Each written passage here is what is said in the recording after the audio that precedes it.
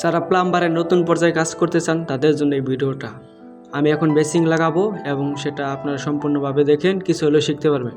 এটা হলো ওয়েস্ট এবং ওয়েস্টের মধ্যে 2-3টা সাইডে ফুটা রয়েছে, ওগুলা কিন্তু ভালোভাবে টিপ টিপ দিয়ে পেঁচে নিতে হবে, কারণ টিপ টিপ দিয়ে না পেঁচালে পানি লিক করার সম্ভাবনা 100% থাকে। এটা হলো এমসিল পুটিং, এটা আমি ভালোভাবে ওয়েস্টের মাঝে লাগিয়ে দেব এবং লাগানি শেষ হলে এভাবে করে নিব। এবার লাগানি শেষ, এখন আমি বেসিংটা একটু ভালোভাবে সরে নিলাম। এখন আমি ওয়াশার লাগাবো, ওয়াশার উপরে বড় একটা এখন এটা দিয়ে আমি ভালোভাবে টাইট দেবো পাইপ রেঞ্জ দিয়ে, যাতে নড়াচড়া না করে, যাতে পানি না লিক করে। আমি শক্ত করে টাইট দিয়ে দিলাম। এবার ভিতরেরটা দেখো, এটা আমি সুন্দরভাবে লাগিয়ে দিয়েছি যাতে পানি না লিক করে। এটা হচ্ছে বেসিংয়ের কল, যেটাতে পানি বের হয়। এখন আমি লাগাবো ওয়াশার, তারপর লাগাবো ওয়াশারের স্ক্রু।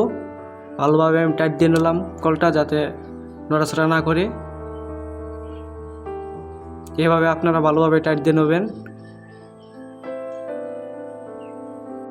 এটা হলো কালেকশন পাইপ, এটা ওই কলের মধ্যে পানি পাস হবে। এটা হলো ওয়াশার, ওয়াশারটি ভালোভাবে লাগিয়ে নিতে হবে যাতে পানি না লিক করে। আর এটা হলো ম্যাজিক পাইপ, এটা বেসিংয়ের পানি পাস হবে, যেটা আমরা পানি ব্যবহার করব। তারপর যে পানিটা বেসিং থেকে বের হবে ওইটার জন্য এই ম্যাজিকটা পাইপ। এটা লাগছে না, এখন আমরা কি করব, টেপ দিয়ে ভালোভাবে পেঁচে নেব যাতে টাইট হয়ে লাগতে পারে।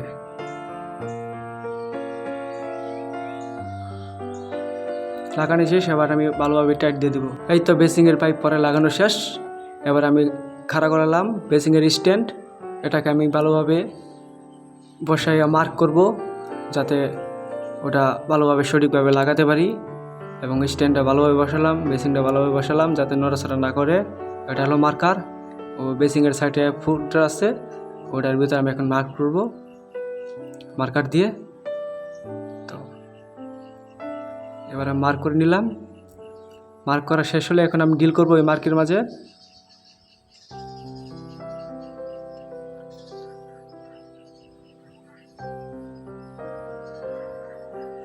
এটা হলো বেসিংয়ের স্ক্রু এবং রয়েল প্লাগ। আমি প্রথমে লাগাবো বেসিংয়ের রয়েল প্লাগ লাগাবো, তারপর লাগাবো স্ক্রুটা আমি ভালোভাবে লাগাচ্ছি এবং শক্ত করে লাগাতে হবে যাতে কোনো পাল্টে বেঁকা না হয়, যাতে শক্ত হয়, মজবুত হয়। এই যে আমার লাগানো শেষ। এবার আমি ফাইনালি বেসিংটা বসাবো। প্রথমে আমি আবার স্ট্যান্ডটা বসালাম আগের মতো।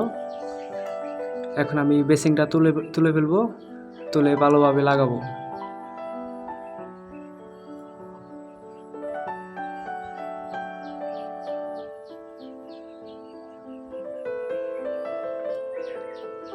মহিলাটা ডিস্টার্ব করতেছে আমার কাজের মাঝে, কি আর বলবো।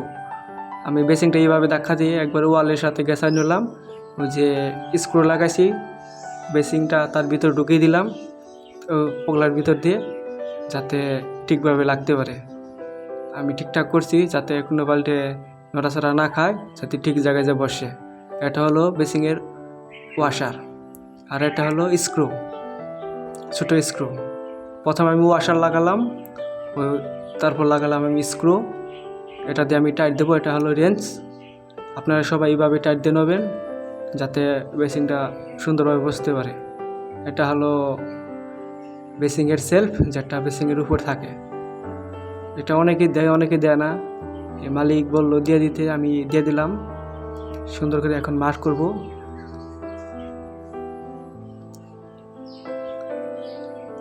মার্ক করার পরে আমার শেষের দিকে এখন আমি ডিল করব।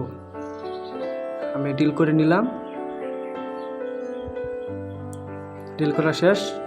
ওটা আমি লাগিয়ে দিয়েছি। আর এখন হচ্ছে আমি আয়না লাগাচ্ছি, গ্লাসের এই যে স্ক্রু রোল প্লাগ। সবাই দেখে নিন। যাদের প্লাম্বিং বিষয়ে কাজের কোনো সমস্যা থাকলে আমাকে কমেন্ট করে বলে জানাবেন, আমি সেই সমস্যার সমাধান করে দেওয়ার চেষ্টা করব। এবং আমার চ্যানেলটি সাবস্ক্রাইব করে রাখবেন অবশ্যই নতুন নতুন ভিডিও পাওয়ার জন্য।